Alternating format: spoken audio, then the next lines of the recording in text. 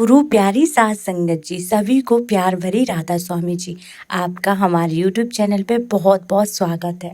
साध संगत जी, आज की साखी सुनने के बाद आपको यह समझ आएगा कि हमारे सदगुरु कितने महान हैं और कैसे वह हर पल हमारे साथ हैं।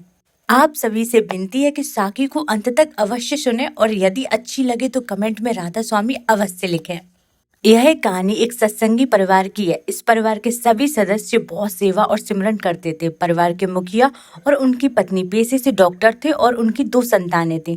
उनका बेटा जिसकी शादी हो चुकी थी और एक छोटी बेटी थी। बेटा और बेटी दोनों ही बहुत सेवा और सिमरन करते थे। इस पूरे परिवार का बाबा जी पर अटूट विश्वास था। जब बेटी ने अपनी पढ़ाई पूरी कर ली तो परिवार ने उसके लिए रिश्ते देखने शुरू किए। वे चाहते थे कि कोई अच्छा सत्संगी परिवार मिले ताकि बेटी की शादी कर सके। लेकिन जैसा कि कहा जाता है, शादियां पहले से ही लिखी जाती हैं। हम कितना भी योजना बना लें, मालिक की योजना के आगे हमारी योजना विफल हो जाती है। उन्होंने बहुत से रिश्ते देखे लेकिन कोई भी सत्संगी परिवार उन्हें नहीं मिला।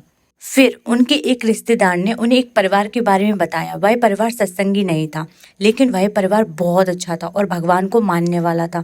लड़का भी पेशे से डॉक्टर था, इसलिए उन्होंने रिश्ते की बात चलाई और दोनों परिवार ने एक दूसरे से मिलकर रिश्ता पक्का कर दिया।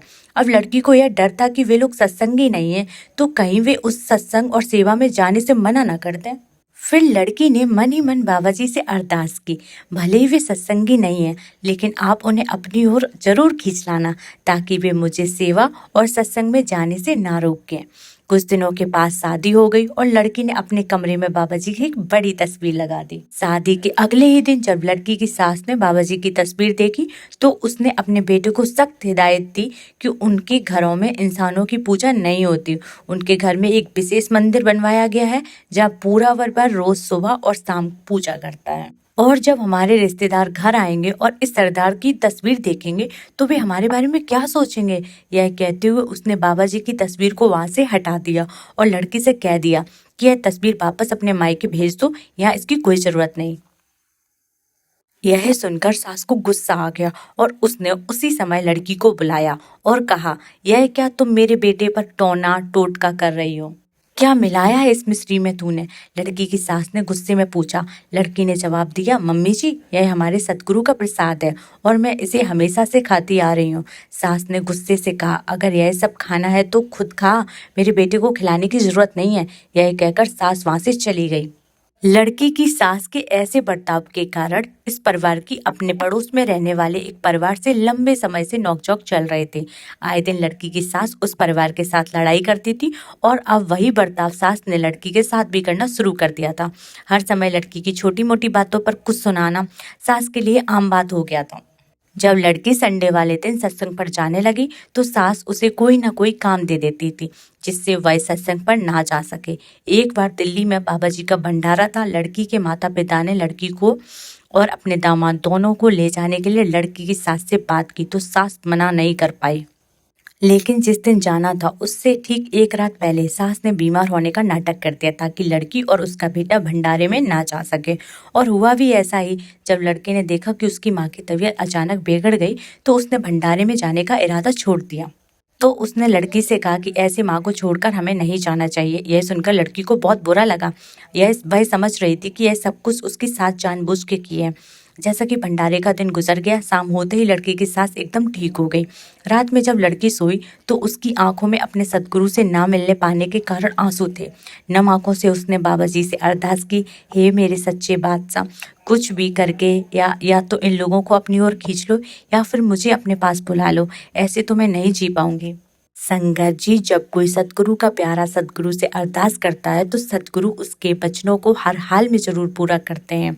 कुछ दिन बाद उनके पड़ोस में रहने वाले उस परिवार ने लड़की की सास पर काला जादू करवा दिया। अब जब भी लड़की की सास रात को सोती उसे अजीब अजीब आवाजें सुनाई देने लगी और वह डर जाती। ऐसा हर रोज होने लगा और इस डर के कारण सास की नींद बहुत कम होती गई। ये आवाजें सास के अलावा घर के किसी सदस्य को नहीं सुनाई दे रही थी। अब ऐसे माहौल में किसी का भी दिमाग खराब होने लगेगा। धीरे धीरे उसकी सास की यह समस्या और बढ़ती गई और अब उसे आवाज़ों के साथ साथ कमरे में एक दिया भी हवा में चलता हुआ दिखाई देने लगा। इससे वह और ज़्यादा डरने लगी और पूरी पूरी रात बैठकर ही गुजारने लगी और नींद की गोलियां खाने लगी। उसकी हालत बहुत ज़्यादा खराब होने लगी। कई बड़े बड़े डॉक्टर को दिखाया गया लेकिन किसी को समझ नहीं आ रहा था कि आखिर उसे बीमारी क्या है। कोई मानसिक तनाव कह देता तो कोई कह देता कि उसे बड़े लेवल का डिप्रेशन हो गया है। दवाइयों का असर कुछ खास नहीं हो रहा था।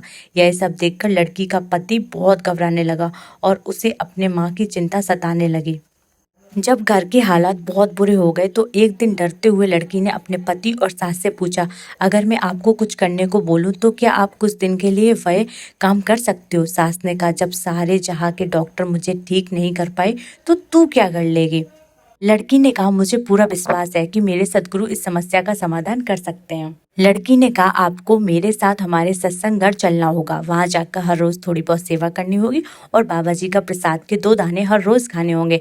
आप यकीन मानिए कुछ ही दिनों में आप एकदम ठीक हो जाएंगे। लेकिन आपको यह सब काम निष्काम भाव से और पूरे विश्वास से करना होगा। मन में जरा सा भी संदेह नहीं रखना चाहिए। लड़की का पति भी अपनी माँ को समझाने लगा, जब इतना कुछ करके देख लिया तो यह भी करके देख लो। सास मान गई और लड़की के साथ सत्संग घर जाने लगी। वहां जाकर वहां पौधों में पानी देते और साफ सफाई करने की सेवा करने लगी और रोज प्रसाद खाने लगी। सेवा करते हुए सास को अपने अंदर एक बदलाव सा महसूस होने लगा। घर में जो अजीब आवाजें आ रही थी वे बंद हो गई। अब उसे ना तो नींद की गोलियां लेने की जरूरत पड़ती और ना ही रात को बैठकर गुजारने की। सास ने खुद में काफी अच्छे बदलाव देखे और सेवा का ऐसा असर हुआ कि एक दिन जब लड़की की तबीयत थोड़ी खराब थी, सास अकेली ही सत्संग घर जाकर सेवा करने लगी। यह सब देखकर लड़की बहुत खुश हुई। फिर एक दिन जब लड़की कहीं बाहर से घर लौटी तो उसने देखा कि बाबा जी की एक बहुत बड़ी फोटो घर के ड्राइंग रूम की दीवार पर लगी हुई थी।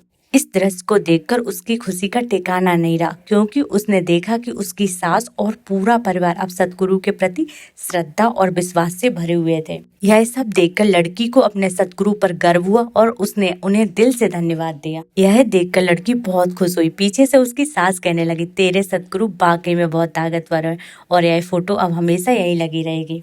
अब यह सब लोग भी सत्संग पर जाने लगे और बाबा जी के भंडारे पर भी हमेशा जाने लगे। संगत जी, जब मालिक ने किसी को अपनी ओर लगाना होता है तो कोई ना कोई जरिया जरूर बनता है। मालिक ने इस परिवार को अपनी ओर लगाना था तो एक सत्संगी लड़की को इनके घर भेज दिया और लड़की की अरदास भी मालिक ने सुन ली।